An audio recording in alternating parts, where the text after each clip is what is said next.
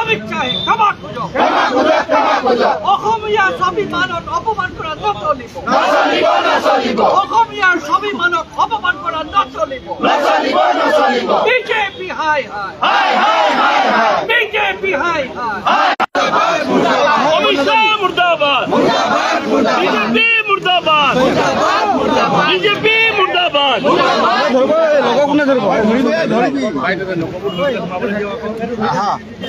আপোনালোক সকলোৱে জানে কাম কৰি দিয়া গামোচাখন অসমীয়া জাতিৰ পৰিচয় অসমীয়া জাতিৰ স্বাভিমান আমি গামোচাখন ৰঙালী বিহুত লওঁ কাতি বিহুত লওঁ ভোগালী বিহুত লওঁ পূজাত লওঁ প্ৰতিটো মাংগলিক অনুষ্ঠানত অসমীয়া উৎসৱ পাৰ্বণত আমি গামোচাখন লওঁ গামোচাখন লৈ আমি সত্ৰলৈ যাওঁ নামঘৰলৈ যাওঁ সমাজ ব্যৱস্থাৰ লগত ওতঃপ্ৰোতভাৱে জড়িত হৈ আছে আয়ে বৈ দিয়া ভনীয়ে বৈ দিয়া পেহীয়ে বৈ দিয়া আই মাতৃসকলে বৈ দিয়া গামোচাখন কেৱল এখন সূতাৰ কাপোৰ নহয় ইয়াৰ লগত আমাৰ চেনেহ শ্ৰদ্ধা আমাৰ ভক্তি আমাৰ মৰম চেনেহ সকলো আমাৰ আকুলতা জড়িত হৈ আছে আমি গামোচাখন কাট দিওঁ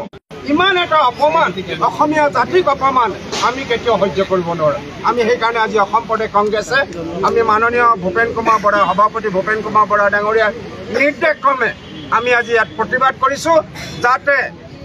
অমিত শ্বাহ ডাঙৰীয়াই তেওঁ সকলোকে সমজুৱাভাৱে তেওঁ যাতে ক্ষমা খোজে গছকি আহে গৃহস্থ সেই চেলেংখন মূৰত লৈ আশীৰ্বাদ লয় সেই ঠিক তেনেকৈ ভূপেন কুমাৰ বৰা ডাঙৰীয়াৰ সন্মানত তেওঁক যেতিয়া বহিব দিছিলে তেতিয়া MLA ভুৱন দুজন MLA প্ৰতিবাদ কৰিছিলে আৰু আমাৰ সন্মানীয় সভাপতি ভূপেন কুমাৰ বৰা ডাঙৰীয়া তাৰ প্ৰতি সম্পূৰ্ণ সন্মান জনাই তেওঁ প্ৰেছত ক্ষমা খুজিছিলে যে মোৰ এইটো হয়তো অজানিতে ভুল হৈ গৈছে কিন্তু তেওঁ ইচ্ছাকৃত ভুল নাছিলে গৃহস্থই পাৰি দিছিলে আমি যেনেকৈ ভাল ভাল অনুষ্ঠান গ'লেও তেনেকৈ কৰে আৰু আমিও দেখিছোঁ আমাৰ বিজেপিৰ মন্ত্ৰী MLA বহু জেগাত গামোচা গছকিও তেওঁলোকে অনুষ্ঠান তেওঁলোকে আধাৰিলে স্থাপন কৰিছে আমি সেইকাৰণে আজি দাবী জনাম কেন্দ্ৰীয় গৃহমন্ত্ৰী অমিত শ্বাহে যেনেকৈ ডিঙিত নিপিন্ধিলে তাৰ দ্বাৰা এই কথা প্ৰমাণিত কৰিছে যে অসমক তেওঁ প্ৰত্যাখ্যান কৰিছে অসমৰ আদৰ চেনেহক তেওঁ প্ৰত্যাখ্যান কৰিছে গতিকে গৃহমন্ত্ৰী অমিত শ্বাহে ইয়াৰ কাৰণে ক্ষমা খুজিবই লাগিব অমিত শ্বাহে ক্ষমা খুজিব লাগিব আৰু হিমন্ত বিশ্ব শৰ্মাই আৰু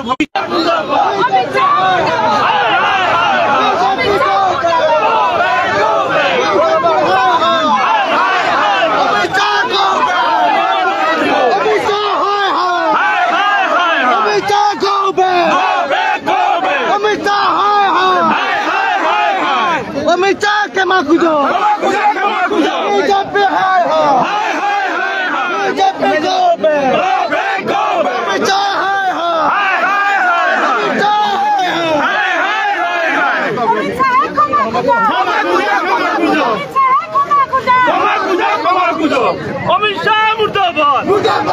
অমিত শ্বাহ মুৰ্দাবাদ অমিত শ্বাহ মুৰ্দাবাদ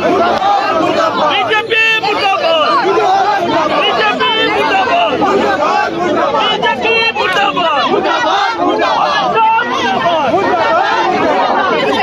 অমিত শ্বাহ